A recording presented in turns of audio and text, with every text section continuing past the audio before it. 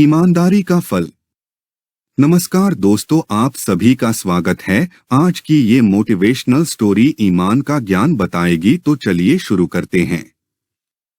काफी समय पहले की बात है। प्रतापगढ़ नाम का एक राज्य था। वहाँ का राजा बहुत अच्छा था, मगर राजा को एक सुख नहीं था, वह यह कि उसके कोई भी संतान नहीं थी और वह चाहता था कि अब वह राज्य के अंदर किसी योग्य बच्चे को गोद ले ताकि वह उसका उत्तराधिकारी बन सके और आगे की बागडोर को सुचारू रूप से चला सके। और इसी को देखते हुए राजा ने राज्य में घोषणा करवा दी कि सभी बच्चे राजमहल में एकत्रित हो जाए। ऐसा ही हुआ। राजा ने सभी बच्चों को पौधे लगाने के लिए भिन्न भिन्न प्रकार के बीज दिए और कहा कि अब हम 6 महीने बाद मिलेंगे और देखेंगे कि किसका पौधा सबसे अच्छा होगा।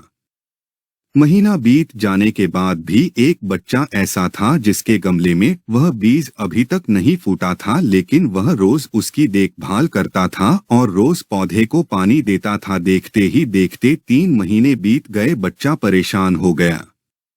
तभी उसकी माँ ने कहा कि बेटा धैर्य रखो, कुछ बीजों को फलने में ज्यादा वक्त लगता है। और वह पौधे को सींचता रहा। 6 महीने हो गए। राजा के पास जाने का समय आ चुका था, लेकिन वह डरा हुआ था कि सभी बच्चों के गमलों में तो पौधे होंगे और उसका गमला खाली होगा। लेकिन वह बच्चा ईमानदार था और सारे बच्चे राजमहल में आ चुके थे। कुछ बच्चे जोश से भरे हुए थे क्योंकि उनके अंदर राज्य का उत्तराधिकारी बनने की प्रबल लालसा थी। अब राजा ने आदेश दिया, सभी बच्चे अपने अपने गमले दिखाने लगे।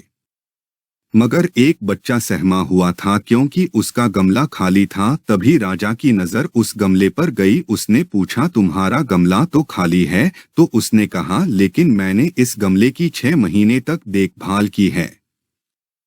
राजा उसकी ईमानदारी से खुश था कि उसका गमला खाली है, फिर भी वह हिम्मत करके यहाँ आ तो गया। सभी बच्चों के गमले देखने के बाद राजा ने उस बच्चे को सभी के सामने बुलाया।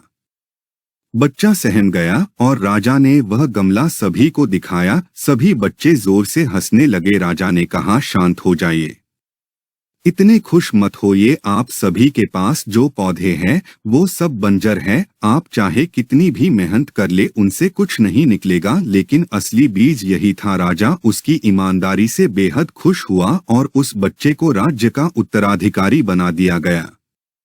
लेकिन हमें इस कहानी से क्या सीखने को मिला? अपने अंदर ईमानदारी का होना बहुत जरूरी है। अगर हम खुद के साथ ईमानदार हैं तो जीवन के किसी न किसी पड़ाव में सफल हो ही जाएंगे, क्योंकि हमारी औकात हमें ही पता होती है। हम खुद को पागल बनाकर खुद का ही नुकसान करते हैं।